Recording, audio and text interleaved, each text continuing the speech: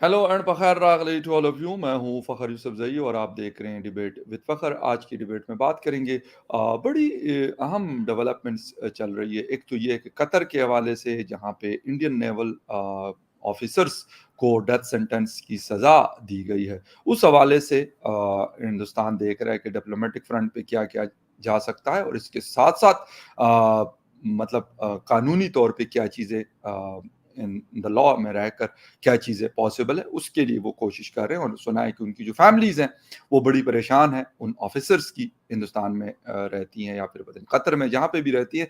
लेकिन they are worried about their loved one. यकीनन ये उनके शकूक-ओ-शुबात या उनका खौफ वजह है।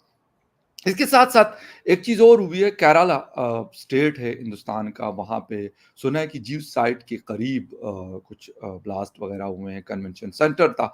क्या है इसके पीछे मतलब इज़राइल वर्सेस फ़लस्तीन फैक्टर है या कुछ और है? इस हवाले से भी बात करेंगे और बात करने के लिए हमें जॉइन कर रहे हैं senior analyst from India doctor Abhishek Mishra ji. Doctor साहब, thank you very much for joining my show. Thank you, Fakar bhai. Thank you for inviting me. It's a pleasure.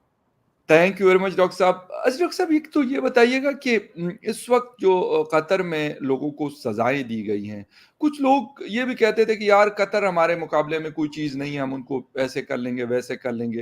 हालाँकि मुझे लगा कि शायद ये बात गलत है। उसकी वजह ये नहीं कि कतर हिंदुस्तान के बराबर मुल्क है या छोटा है, बहुत छोटा मुल्क है।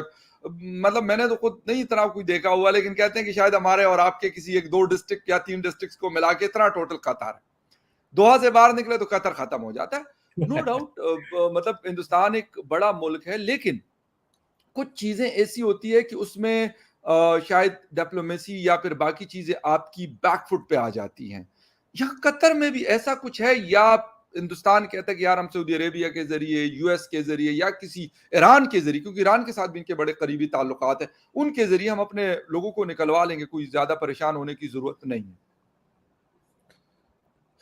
देखिए फकर भाई, हम निकलवा लेंगे नहीं निकलवा लेंगे, ये तो जी। आज की डायनामिक्स में, आज जो इंटरनेशनल डायनामिक्स चल रहा है, इट्स अ टफ क्वेश्चन। क्योंकि आप निकलवाएंगे कैसे? जी। अगर आप एक rule of law based country हो और इन्होंने कोई गलत काम किया है तो आप उनको सजा दो, फिर हम क्यों निकलवाएंगे उनको? अगर फाइन। मैं जा करके, भले ही मैं गवर्नमेंट का ऑफिसर हूं, मैं जा करके किसी देश में उनके नियमों का उल्लंघन करता हूं, उनके यहाँ स्पाइंग करता हूं, सबोटाज की सबोटाज की एक्टिविटी करता हूं, तो ठीक है। एक मिनट। जी। बिल्कुल सही है आपकी ये वाली बात, क्योंकि हर कंट्री का अगर हम बात करें तो लॉज रेगुलेशंस होते हैं। हिंदुस्तान के अपने होंगे, पाकिस्तान के, पाकिस्तान और हिंदुस्तान के तो खैर बहुत मिलते हैं, लेकिन अरब दुनिया के जो चीज़ें होती हैं वो थोड़ी सी डिफरेंट है। जी डॉक्टर साहब, आप बात कर रहे थे। जी देखिए, सारी मैं वही कह रहा था कि अगर आपको पता हो कि क्या हुआ है तो एक रिकोर्स ले आदमी। अब आपको पता ही नहीं है, आपने 8 बंदे उठाए, उनको आपने, it's an abduction, it's an abduction by a state, kidnapping. और क्या होती है? कल को कोई 4 लोग जो हैं, जो गुंडे हैं, वो आकर के अगर किसी स्टेट को टेक ओवर कर ले और कहें कि हम ही लॉ हैं। भाई, लॉ हम्म। का मतलब है there are certain principles behind और through which the law functions. जी। उसमें एक है लेजिटिमेट एक्सपेक्टेशन। कोई भी लॉ, क्रिमिनल लॉ में खासकर, कुछ चीजें बहुत नियमता होती है, और अगर नहीं वो क्रिमिनल लॉ में प्रेजेंट है तो ये जो भी रूल ऑफ लॉ बेस्ड कंट्रियां हैं, उन्होंने उन लॉज को स्ट्राइक डाउन कर दिया है कि ये क्रिमिनल हम्म। लॉ होने के लायक नहीं है, क्योंकि इसके बेसिक एलिमेंट्स नहीं है इसमें। जैसे अगर आप किसी को सरप्राइज दे दे, क्रिमिनल लॉ में सरप्राइजेस अलाउड नहीं है। लेजिटिमेट एक्सपेक्टेशन, मैं यदि कोई काम कर रहा हूं तो मुझे पता होना चाहिए कि ये काम अगेंस्ट द लॉ है या with in the legal jurisdiction है। तो पॉइंट ये कि ये क्या हुआ है, अब आप बताइए, हम कैसे छुड़वाएं उनको? अगर स्टेट एबडक्ट करके और एक क्या नाम है, गैंग लॉर्ड्स की तरह बात करे कि हम तुम्हें ये नहीं बताएंगे हमने क्यों पकड़ा, हम बस फांसी की सजा दे देंगे, चार्जेस, भाई पब्लिक कर दो। हमारे यहाँ तो जब कसाब भी आया, हमने पब्लिक ट्रायल किया उसका। कोई उसने ये नहीं हम्म। किया बस पकड़ लिया तो गोली मार दो। पब्लिक ट्रायल किया, भाई तुम जो भी तुम्हारे पास है कहने का, दुनिया को बताओ तुम, so that the world comes to know कि what story do you have, कि अगर मेरे अंदर कोई कमी है दुनिया जान जाएगी। अब इसको, अब आप बताइए क्या कहें हम? एक स्टेट है, आप उस स्टेट की कुछ एक, अब चाहे, क्योंकि under article 2 clause 1 of the UN charter, irrespective of your size every state is equal and sovereign. अब आप स्टेट हो, आपने स्टेट की जो कुछ प्रिविलेजेस हैं उसका फायदा उठाया, आपने 8 लोगों को उठाया और कहा कि अब इनको हम सजाए मौत दे रहे हैं।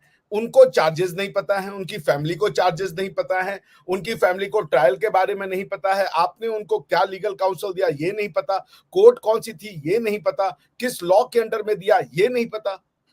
इसको आप क्या कहेंगे? ये क्रिमिनल सैंक्शन है। अब ऐसे को बचाने के लिए अगर हमारा कोई जो सिटीजन है वो कहीं फंस गया हो तो हम किससे बात करें? बिकॉज की state is behaving like banana Republic. वो कह रहा है हम कुछ बताएंगे नहीं, हमने कर दिया, जाओ तुमको जो करना है करो। भाई हम डिप्लोमेसी करें, हम आपसे लड़ाई करें, हम आपसे लीगली फाइट करें, क्या करें? हमें तो ऑप्शन ही नहीं समझ में आ रहा। अगर मान लीजिए एक लेजिटिमेट फेयर ट्रायल होता तो हम अपील में जाते, दुनिया के सामने वो ट्रायल की जजमेंट होती, दुनिया उसको स्क्रूटनाइज कर लेती कि ये जजमेंट है, ये विटनेसेस है, ये डॉक्यूमेंट्स है, इसके आधार पे दिया गया। कुछ है ही नहीं जी। तो अब कतर से हम क्या उम्मीद करें कि कतर हमारी बात, वो अगर वो इस्लामिक जिहाद को अपनी फॉरेन पॉलिसी बनाना चाहते हैं तो बनाए। अगर वो ये बेसिस है कि आपने हमास को सपोर्ट क्यों किया, या आप कोई भी हमारा इंटरनल मैटर हो रहा है उसमें आप कूद पड़ रहे हो, आपने फीफा का वर्ल्ड कप करवाया उसमें आपका स्टार जो गेस्ट था वो क्या नाम है ये, जी बिल्कुल, वो हाँ बिल्कुल जाकिर नाइक, हाँ बिल्कुल मैसेज दे रहे हो आप दुनिया को। भाई 2-2 कंट्री 3-3 कंट्री में वो आदमी प्रीचर जो है वो बैंड है फॉर इंसाइटिंग। और आपको अगर ईस्ट के बारे में कोई बोले और आपको इतना कष्ट होता है तो जाकिर नायक ने तो कोई कसर नहीं छोड़ी है हिंदुओं के ईस्ट के बारे में बुरा भला बोलने की। तो आपने तो जब नुपुर शर्मा वाला स्टेटमेंट आया था उसमें कतर सबसे पहले कुछ क्या गया था कि भाई तुमने कैसे कर दिया हमारे जो वो हैं प्रॉफिट उनका बेइज्जती। तो ये जो है क्या नाम है जाकिर नायक, ये तो सरेआम गणेश जी का और दूसरे लोगों का ये वो करता है, क्रिटिसिज्म करता है, और तुम उनको अपना स्टेट गेस्ट बना रहे हो। तो तुम दूसरों की रिस्पेक्ट मत करो। अल जजीरा एक टीवी चैनल है या प्रोपोगेंडा चैनल है वो भगवान ही जाने जी। तो पॉइंट ये है फकर भाई, आप बताइए कि अगर आप एक महजब देश है, सिविलाइज कंट्री है, सभ्य देश है, आप क्या करेंगे? आपके पास लीगल रिकॉर्ड्स बचा ही नहीं क्योंकि आपको पता ही नहीं क्या करना है, कहां जाएं, किसके पास जाएं, अपील करें तो किस ग्राउंड पे करें, कुछ नहीं पता आपको। डिप्लोमेसी का भी कोई चांस नहीं है क्योंकि इजराइल की वजह से सारे संबंध खराब हैं। कतर को तो सऊदी अरेबिया और यूएई ने ही पिछले साल ब्लॉकेट करके उनको बैन किया हुआ था बिकॉज उनको कहा था ये टेरर फाइनेंसिंग की कंट्री है, ये टेरर फाइनेंस करते हैं। तो अब इंडिया के पास क्या ऑप्शन हो सकता है? फोर्स यूज करें हम, बिकॉज कि बाकी तो कोई आपने छोड़ा ही नहीं है। आप ईरान के साथ खड़े हो, ईरान कह रहा है इस समय तो कोई बात करने के मूड में नहीं है। अब इंडिया का स्टैंड क्लियर है, हम हमास को सपोर्ट नहीं करेंगे क्योंकि हमास टेररिस्ट ऑर्गेनाइजेशन है। बात खलब हम 2 स्टेट सोल्यूशन की बात करते हैं, पैलेस्टीनियंस को उनका हक मिलना चाहिए, स्टेट होना चाहिए। लेकिन आप बोलो कि हम हमास को कंडेम नहीं करेंगे, हम नहीं करेंगे। कल के यूएन जनरल असेंबली में भी ये बात हमने दिखा दी कि हम हमास के कोई भी, अगर हमास को आप कंडेम नहीं करोगे तो वैसे किसी भी इंटरनेशनल मैकेनिज्म का हम पार्ट नहीं बनेंगे। जी बोले। अच्छा डॉक्टर साहब, ये आपको लगता है कि हमास वाले इशू के ऊपर ये हुआ है या इसकी कोई और रीजंस हैं? आपने कहा कि बताया नहीं गया कि चार्जेस क्या थे। यकीनन अगर किसी और कंट्री के लोग होते हैं तो बताया जाता है, जो हो मतलब जो जिस कंट्री से बिलोंग करता है सिटीजन, उसको भी बताया जाता है, और जिसमें होता है, जिसमें सजा दी जाती है, तो वहां पे भी ये बात क्लियर होती है। लेकिन आपको पता है डॉक्टर साहब कि अरब दुनिया का थोड़ा सा एक अलग तरह का सिस्टम लगता है। मैं शायद 2-3 दफा ये बात शो में कर चुका हूँ कि अनफॉर्चुनेटली पाकिस्तान के ड्रग्स के हवाले से रिकॉर्ड पहले बहुत खराब था, अब थोड़ा सा शायद मैं कहता हूँ बेहतर हुआ है। सऊदी अरेबिया में वहां पे वो नहीं छोड़ते। एक ऐसा केस भी हुआ था, जो मेरे इलाके का रहने वाला एक लड़का था और उस बेचारे को कक नहीं पता था, न उसने ऐसा कुछ किया था, और बस वो एंड पे जाके कहते जी आपने ये फला बंदे को पता नहीं कत्ल किया हुआ है, और उसके सारा कुछ मिलता था। और वो तो भला हो, उसकी पता नहीं किस्मत थी कि एंड पे जिस वक्त उसको उसकी बारी आनी थी थोड़ी देर में जुम्मे वाले दिन, तो कहते कि वो अरब आया जिसके भाई को या पता नहीं बेटे को किसी ने कत्ल किया था, और उसने कहा ये मेरा कातिल नहीं है, तो वो बेचारा बच गया, और उसके बाद वो सऊदी अरेबिया फिर नहीं गया। तो एक तो ये वाली चीज, मतलब इस तरह की चीजें भी होती हैं कि आप क्या करें। लेकिन यकीनन फ्रंट पे हिंदुस्तान मेरा नहीं ख्याल कि इसको मतलब छोड़ देगा इस चीज को या फिर चुप करके बैठ जाएगा। तो क्या-क्या ऑप्शंस कर सकता है? क्योंकि अगर हम देख लें तो ईरान के साथ भी इनके सिस्टम ठीक है, चाइना के साथ भी सही है, यूएस के साथ बहुत ज़्यादा क्लोज़ है कातर। तो उनके ज़रिए कुछ प्रेशर डाला जा सकता है या कुछ नेगोशिएट किया जा सकता है? देखिए इसके दो, अगर आप एक एकेडमिक डिबेट करें तो दो तरीके हैं, डिप्लोमेटिक और लीगल। तो राइट। एक क्रिमिनल ट्रायल क्या होता है? क्रिमिनल ट्रायल की किसी भी महज़ब देश में, सिविलाइज्ड देश में, ऐसे जी, नहीं कि मनमानी कर रहे हो और उसको बोलो कि ये बस जी, हमारा देश का कानून है, ऐसे नहीं हो सकता। मनमानी को और रूल ऑफ लॉ नहीं कहा जा सकता। Arbitrariness can never be rule of law. Rule of law must lead to certain anticipation, या, सर्टेन लेजिटिमेट एक्सपेक्टेशन हमारे बिहाफ पे। लॉ सरप्राइजिंग या, नहीं होना चाहिए, क्योंकि लॉ हमेशा एक आर्टिफिशियल कंस्ट्रक्ट है। फ्रीडम जो है वो नेचुरल कंस्ट्रक्ट है, नेचुरल गिफ्ट है।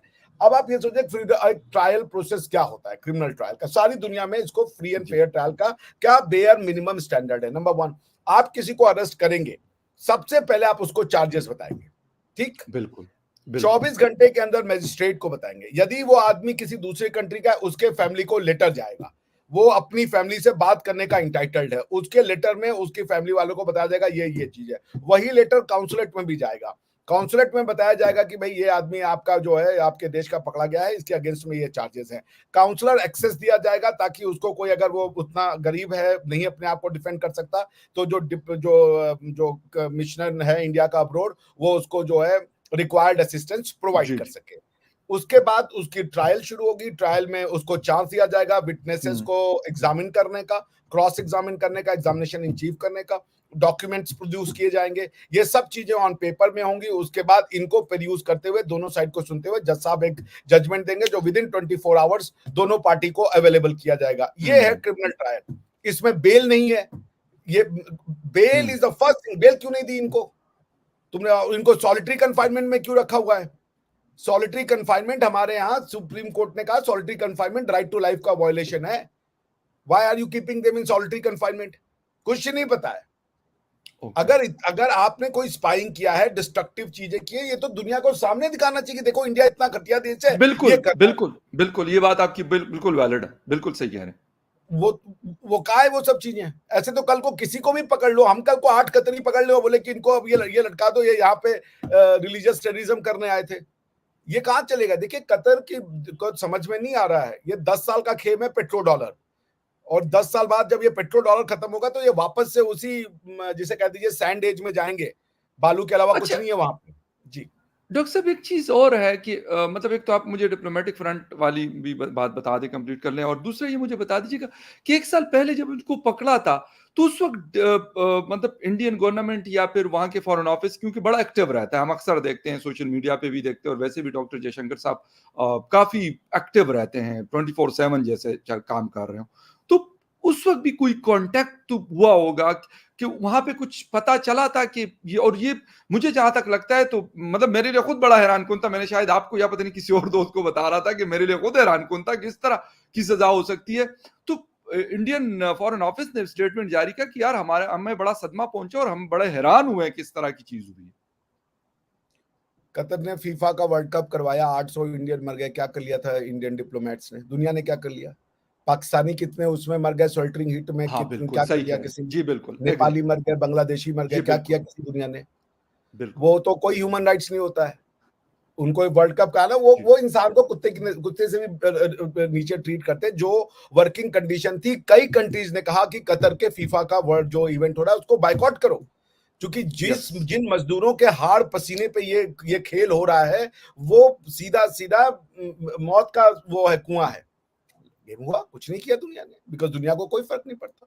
उसी तरीके से इंडिया के साथ इनकी बातचीत रही होगी, इंडिया ने इन्वॉल्व किया होगा कई लोगों को कि भाई आप बात करें, वो बात करें, और दुनिया आगे बढ़ फाइन, रही थी, तो हो सकता है कि पेस कम हो गया, इन्होंने कहा गया ठीक है ओके, वेट कीजिए, क्रिमिनल प्रोसीजर है, अब उसके बाद छोड़ देंगे, ये कर देंगे। अब क्या हुआ क्या नहीं तो कोई नहीं जानता। Exactly, exactly. तो बिकॉज की इंडिया ने कोशिश तो की होगी। ये बात तो बिल्कुल सही है। देखिए मैं जो यकीनन, बता दूं, दूसरा बिल्कुल। ऑप्शन इंडिया के पास है, और इसके जी, कई हैं केसेस हैं, वो है इंटरनेशनल कोर्ट ऑफ जस्टिस का दरवाजा इंडिया जी, खोल, बिल्कुल, आईसीजे, आईसीजे, जो कि कुलभूषण जाधव के केस में था। और मैंने कुलभूषण जाधव के बिल्कुल। केस में भी लिखा था ये बात, क्विंट में लिखा था, जब गवर्नमेंट ऑफ इंडिया ने डिसाइड भी नहीं किया था कि इनको जाना है। मैंने कहा था आप इमीडिएटली जाइए और आपको रिलीफ हुँ, मिलेगा, और वो रिलीफ उनको मिला। इसमें भी रिलीफ बिल्कुल। मिलेगा अगर ये कतर इंटरनेशनल लॉ को या किसी भी तरीके के लॉ को मानना चाहते हैं। तो ऑप्शन है, एक लीगल ऑप्शन है आईसीजे, इसके अलावा कोई लीगल ऑप्शन नहीं अगर है। ये नहीं मानेंगे तो क्या हो सकता है फिर? मतलब अगर कुछ आईसीजे नहीं, के कुछ नहीं हो सकता। हाँ। Under article 65 of the international court of justice जी, स्टैट्यूट जी। और आर्टिकल 95 या 96 ऑफ द यूएन चार्टर, दो दो चीजें हैं। जी, आईसीजे का एक अलग ट्रीटी है, यूएन चार्टर का एक अलग ट्रीटी है। ऑल्दो अलग ट्रीटी आईसीजे है, बिल्कुल। यूएन का ही पार्ट है, लेकिन यूएन चार्टर का एक एनेक्स है। एनेक्स को कहते हैं ICJ statute, international court of justice statute. Okay, उसमें क्या है कि अगर आईसीजे ने कोई डिसीजन दिया है तो उसको वो सिर्फ दोनों पार्टी के बीच में बाइंडिंग होता है, उसकी कोई जो है प्रेसिडेंट वैल्यू नहीं होती, यानी दूसरे के ऊपर वो लागू नहीं होगा कि कोई बाद में कह देखिए आप ये लॉ बना चुके हो तो हमारे ऊपर भी लॉ होगा, ऐसा नहीं। तो party to party, case to cases वो डिसाइड करते हैं। उसमें यह है कि यदि इंटरनेशनल कोर्ट ऑफ जस्टिस कोई डिसीजन देगा, उस डिसीजन को इन्फोर्स कराने की जिम्मेदारी सिक्योरिटी काउंसिल पे। सिक्योरिटी हम्म, काउंसिल कुछ नहीं करेगा। आपको पता है सिक्योरिटी काउंसिल के पास कख नहीं है, कुछ नहीं है। सिक्योरिटी काउंसिल एक पेपर पे एक डॉक्यूमेंट, एक इदारा है, कुछ नहीं है। United Nation means nothing, to be honest. हम्म, जो भी पावर है वो या तो यूएस के पास है या रशिया के पास है। ये लोग यूनाइटेड नेशन एक सो पीस की जगह है जहां पे कि लोग मिलते हैं और वो हालांकि यूनाइटेड नेशन ने कई बहुत अच्छी चीजें अचीव की हैं और अभी भी एक रिलेवेंट बॉडी है, मैं बिल्कुल मानता सही। हूं। बट वो राइट, वॉर के मामले में आज की डेट में वो it's an abject failure. Ukraine का वॉर राइट। हो रहा है 1.5 साल से, कहां है यूएन? कुछ नहीं कर बिल्कुल पाया। ठीक, बिल्कुल सही। इजराइल हमास में वॉर हो रहा है, क्या किया यूएन ने? कुछ नहीं। कल जनरल असेंबली का रिजोल्यूशन पास किया। Article 25 of the UN charter hmm, says that the primary responsibility of maintaining international peace and security is on the security council. जिसकी प्राइमरी रिस्पॉन्सिबिलिटी है वो जा नहीं रहा है, और तुम यूएन जनरल असेंबली में जा रहे हो जिनकी की हुँ, प्राइमरी रिस्पॉन्सिबिलिटी नहीं है। और आपके हुँ, दर्शकों को ये बता दूं, जनरल असेंबली के रिजोल्यूशंस बाइंडिंग नहीं होते हैं। सिक्योरिटी काउंसिल के रिजोल्यूशंस ओके, बाइंडिंग होते हैं, वो उसका फिर लीगल सही, कॉन्सिक्वेंस होता है। आप अगर ओके, जनरल असेंबली से कोई रिजोल्यूशन पास करा लीजिए, उसकी कोई वैल्यू नहीं है। इट्स सही, it's not even a soft law. तो पॉइंट ये है कि अब सिक्योरिटी काउंसिल जो बाइंडिंग ऑब्लिगेशन क्रिएट कर सकता था, उसने कुछ नहीं किया, क्योंकि उनका जो मैकेनिज्म है आर्टिकल 27 यूएन चार्टर में, वो मैकेनिज्म बड़ा हुँ, ही फ्लॉड है, जिसमें कि P5+4 वोट चाहिए होते हैं किसी भी सब्सटेंटिव मैटर को पास कराने के लिए। एनीवेज, पॉइंट ये है कि फकर भाई, इंटरनेशनल लॉ में यही ऑप्शन है आईसीजे। ओके, म्यूनिसिपल लॉ में दो ऑप्शन है इनके पास। एक तो ये कि ये अपील में जाए, कतर के लीगल सिस्टम के अंदर में हायर कोर्ट में अपील करें। दूसरा कि ये कतर के जो राजा है उससे बात करें और वो अपनी एग्जीक्यूटिव पावर का इस्तेमाल करके माफी दे दे। जैसे हमारे यहाँ पे है कॉन्स्टिट्यूशनल पावर, जो हुँ, पावर ऑफ पार्डन कहते हैं उसको, माफी देने का पावर, वो राष्ट्रपति के पास है। राष्ट्रपति हर साल 15 अगस्त में कई लोगों की सजा कम कर देते हैं, कई लोगों बिल्कुल, को माफ कर देते हैं, कई बिल्कुल, लोगों को छोड़ पाकिस्तान में देते भी करते हैं, बिल्कुल, हैं। पाकिस्तान हाँ, तो में ये भी हर ईद जगह पे हो होता है। गया, इस तरह के उस पे मौकों जी, पे जी, जी। बिल्कुल, तो बिल्कुल, ये एग्जीक्यूटिव पावर ऑफ पार्डन है उनके पास भी है। वो राजा से बात करें और उनके ओके, ऊपर प्रेशर दिलवाएं कि भाई ठीक है, ये सजा हो गई है। क्योंकि अब लीगल प्रोसेस तो शुरू हो गया, उनको लीगल प्रोसेस से ही लाया जा सकता है ना। आप जाके वो थोड़े भेजोगे सैनिक के नहीं, जैसे नहीं, कि वो बिल्कुल आप कोई बिल्कुल फ़ौज तो नहीं चढ़ा सकते, बिल्कुल ये बात आपकी बिल्कुल दुरुस्त है। अच्छा डॉक्टर साहब, दूसरी तरफ एक तरफ तो ये वाला मसला हो रहा है, लेकिन दूसरी तरफ जो केरला में हुआ, तो क्या लग रहा है आपको कि वो एक तो थोड़ा-सा बैकग्राउंड प्लीज़ बता दीजिएगा आप, और सेकंड चीज़ ये है कि उसका भी मतलब जुड़ वो रहा है फ़लस्तीन और इज़राइल कॉन्फ्लिक्ट से, या कोई इंटरनली वही मतलब कुछ हो सकता है, सम टाइम छोटे-छोटे ग्रुप्स होते हैं जो इस तरह की कार्रवाइयाँ करते हैं या कोई अनरेस्ट क्रिएट करते हैं, तो वो कर रहे हैं। केरल में मार्क्सिस्ट की गवर्नमेंट है, कम्युनिस्ट पार्टी की गवर्नमेंट है। जी, जी। कम्युनिस्ट पार्टी का जो जो मार्क्सिस्ट लोग हैं वो मार्क्स की थ्योरी में विश्वास करते हैं। मार्क्स ने जो भी इंडिया के मार्क्सिस्ट हैं, कम्युनिस्ट हैं, उनको दो मैंडेट दिया है मार्क्स ने। नंबर वन कि इंडियन कल्चर सिस्टम ट्रेडिशन को डिस्ट्रॉय करो, डिस्ट्रक्ट करो। दूसरा, उसमें यूरोपियन वैल्यू सिस्टम को लगाओ।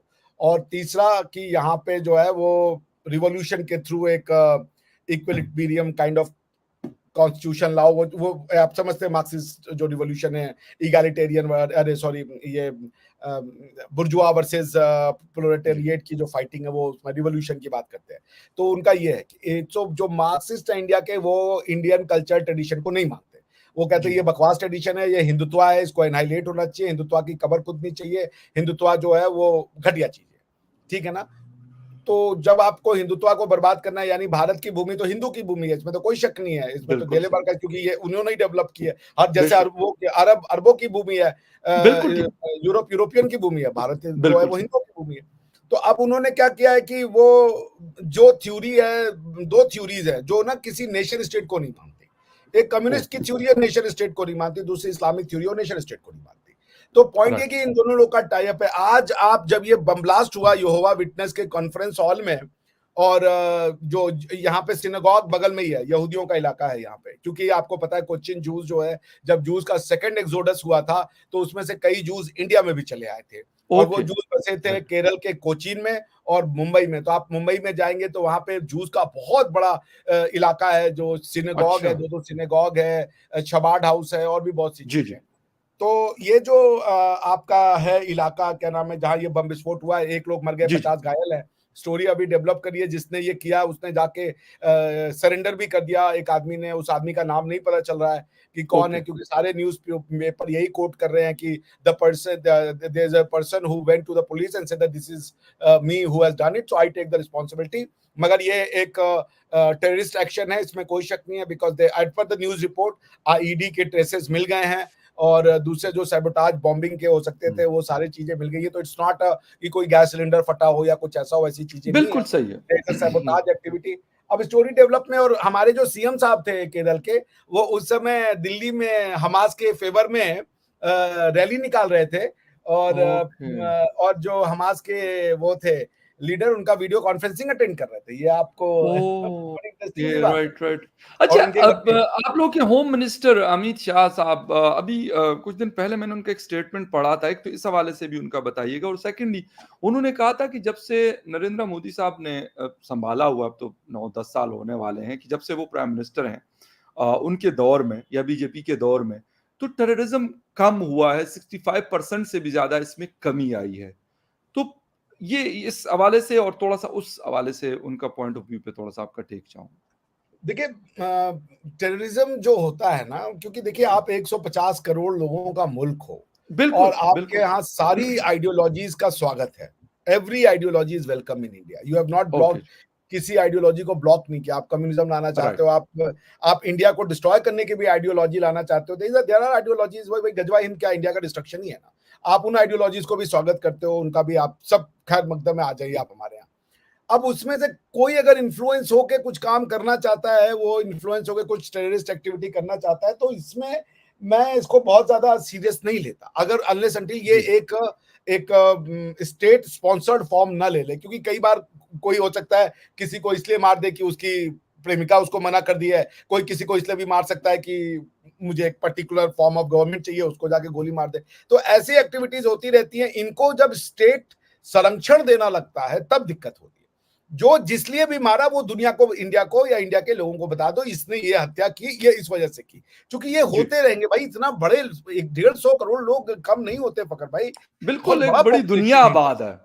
भाई, एग्जैक्टली, बहुत बड़ा बिल पॉपुलेशन है, तो इसमें कोई कुछ भी कर बिल्कुल सकता सही। है। आप सबको रोक नहीं सकते, इतना बड़ा आप सिक्योरिटी तुरंत, उसके बाद मुश्किल है, इतना कम होता है मुश्किल काम है।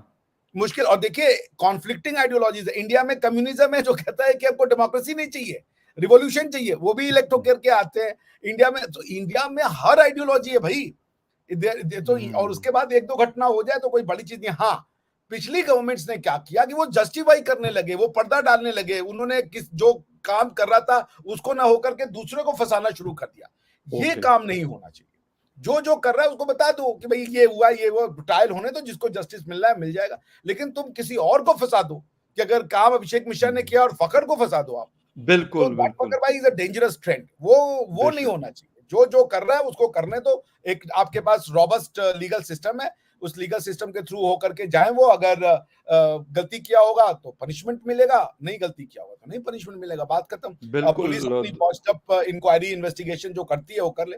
दूसरा ये भी एक देख ले कि हमारे यहाँ because of the security council obligation जो है, ये law and order essentially federal structure में स्टेट के हाथ में होता है। लेकिन सिक्योरिटी काउंसिल का जब अलकायदा कमेटी बनी और उसका 1267 जो रिजोल्यूशन पास हुआ था, और जैसे मैंने आपको बताया था कि सिक्योरिटी काउंसिल रिजोल्यूशन अगर चैप्टर 7 में पास किया जाए, आर्टिकल 39 के अंडर में ऑफ द यूएन चार्टर, तो वो जो रिजोल्यूशंस होते हैं वो बाइंडिंग होते हैं। तो इंडिया ने 1267 if I am not mistaken, जो अलकायदा के लिए लिया गया था कि आप टेरर से दुनिया को अब लड़ना होगा, उसको लड़ते हुए इंडिया ने भी अपने यहाँ एक एग्जिस्टिंग लॉ था, यूएपीए कहते हैं, unlawful activities okay. Prevention act. UAPA में उन्होंने एक नई व्यवस्था डाली, नया क्राइम क्रिएट किया, उसको कहा गया crime of terrorism. So crime of terrorism यदि कहीं होता है तो फिर उसको इन्वेस्टिगेट करने की जो जिम्मेदारी है वो स्टेट गवर्नमेंट की नहीं होती, वो फिर गवर्नमेंट ऑफ इंडिया के हाथ में आ जाती है, वो यूनियन का मैटर बन जाता है। सही सही तो सही सही। इसीलिए फेडरल चूंकि ये टेररिस्ट एक्टिविटी है तो होम मिनिस्टर ने और उसको जो इन्वेस्टिगेट करती है उसकी बॉडी का नाम है national investigative agency. They only investigate the matter pertaining to terrorism. और ओके, एनआईए कर रहा होता है। एनआईए, तो जहां भी टेररिज्म बिल्कुल होगा पुलिस ना करके उसकी इन्वेस्टिगेशन नेशनल इन्वेस्टिगेशन एजेंसी बिल्कुल करेगी, कोई भी। एग्जैक्टली बिल्कुल सही है। और क्योंकि आजकल हालात ऐसे हुए हुए हैं, यूक्रेन रशिया वॉर के हवाले से तो चलें इस रीजन में कुछ नहीं है, लेकिन अलबत्ता जो फ़लस्तीन और इजराइल कॉन्फ्लिक्ट है तो उससे मेरे ख्याल में पाकिस्तान हो, बांग्लादेश हो, मैंने अफगानिस्तान की गवर्नमेंट का भी स्टेटमेंट पढ़ा है, ईरान भी है, क्योंकि इस रीजन में जितने कंट्रीज हैं तो सब अपनी अपनी वो कर रहे होते हैं, और उसका एक इम्पैक्ट भी मुझे लगता है कि वो नजर भी आ रहा है। वो ठीक है, वो प्रो हो सकता है, एंटी हो सकता है, वो अलग बात है कि कौन कितना सपोर्ट करता है, कौन कितना मतलब उसके अगेंस्ट है, इसराइल के अगेंस्ट जा रहा है या प्रो इसराइल जा रहा है, या उनको हमास के अगेंस्ट जा रहा है, या फिर फलस्तीन या फिर इसराइल के उसमें जा रहा है, फेवर में जा रहा है। तो ये सारी चीजें क्योंकि इस रीजन में हो रही है, और बाकी दुनिया में भी हम मुख्तलिफ किस्म के प्रोटेस्ट देख रहे हैं। खैर एनीवे, क्योंकि इस रीजन से ज्यादा हमारा फोकस रहता है, वैसे तो हम बाकी चीजों पे भी बात कर रहे होते हैं, लेकिन इधर से पाकिस्तान, हिंदुस्तान, अफगानिस्तान या किसी और हमारी इस रीजन की किसी कंट्री से रिलेटेड चीजें होती है या इस पे जो इम्पैक्ट होता, तो उस पर हम ज्यादा बात करते हैं। डॉक्टर साहब, आपके टाइम का बहुत शुक्रिया, and viewers thank you very much for watching debate with Fakhar Yousafzai. किसी और डिबेट में आपसे फिर मुलाकात होती है, तब तक के लिए take care, bye. Thank you for